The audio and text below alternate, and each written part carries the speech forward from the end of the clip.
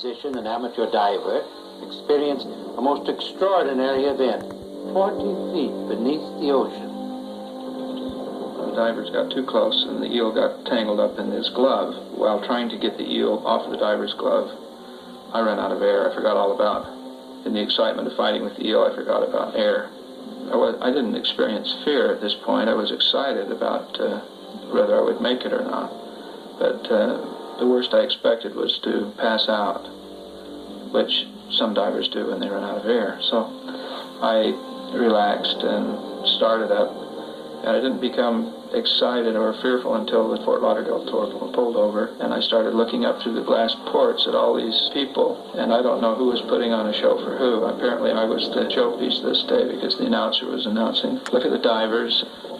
So I had to scoot to the side, try to survive. Brushing past the large props, I went for the side of the boat.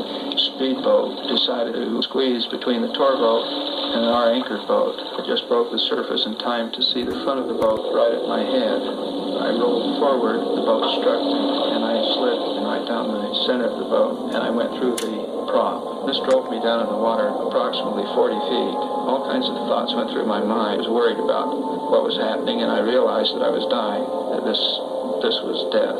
I could see a little trickle of blood flowing past me. I felt shock. My arms were extended and I was just floating free. At 40 feet, you're weightless. You don't go up or down, you just float. And it's like being in space. And all at once, a deep relaxation came over me, and I felt as though someone had thrown a switch. And everything in me relaxed. I could see sea life, sea anemones, all of the tropical fish, and I was so absorbed in this beautiful scene with a clarity that I've never had before. I forgot all about what was happening physically. And this awareness, or this visual impact, grew. It was so intense, and it was like dropping water in a pond, and it began to expand like a wave. It kept growing and growing, and I had expanded clear around the globe. After overlapping the planet several times, this awareness gathered potency, and all at once it burst free. And I was totally free, flying through space outside of the confines of the Earth. My awareness was, with full vision, was traveling outward, and I was touching other planets. I was aware of going beyond this universe into other galaxies, and it just kept going, all 360 degrees, expanding. I observed other life forms, other worlds with people, and it just kept going and going.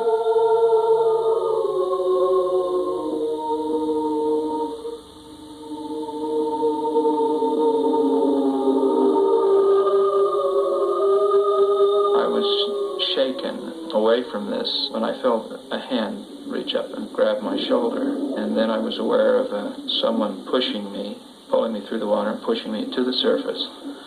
And then after being pushed up on to the deck of the boat, I was lifted into the Coast Guard helicopter, and paramedics were shining lights into my eyes, and they were talking with each other, saying he's dead.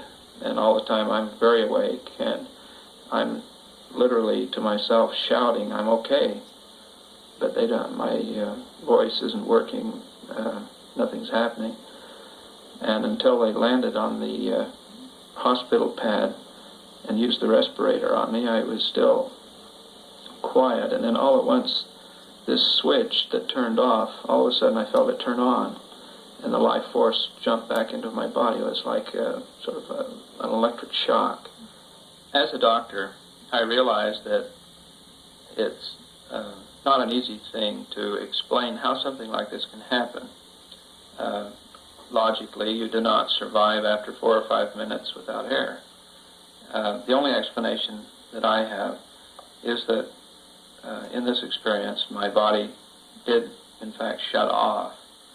And by not having any requirements, my organs survived this experience.